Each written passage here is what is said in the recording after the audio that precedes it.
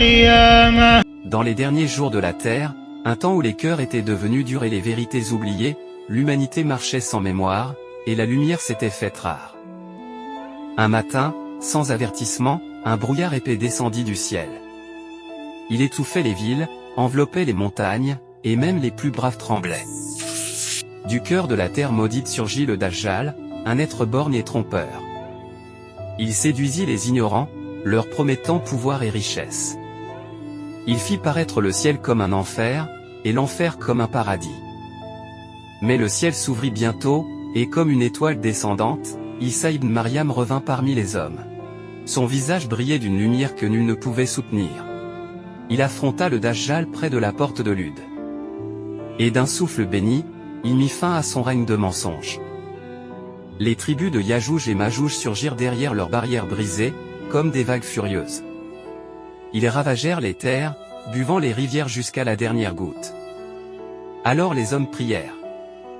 Et Allah exauça, un châtiment invisible les anéantit.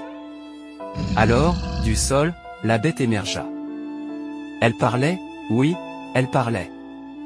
Sa voix tonnait dans les plaines et les montagnes, elle marquait les croyants et démasquait les menteurs. Peu après, un matin que nul n'attendait. Le soleil se leva de l'ouest. Ce jour-là, le temps du repentir s'éteignit. Comme une bougie soufflée par le vent. Puis, la terre elle-même se déchira, un affaissement ici, un engloutissement là-bas. Des cités entières disparurent dans des crevasses béantes. Enfin, un feu colossal surgit du Yémen. Il s'étendit, poussant les peuples, forçant chaque âme à avancer vers son destin. Comme un berger rassemble ses troupeaux. Et lorsque tout fut prêt, lorsque l'humanité se retrouva rassemblée sous un ciel éclaté, Israfil prit sa trompe et souffla.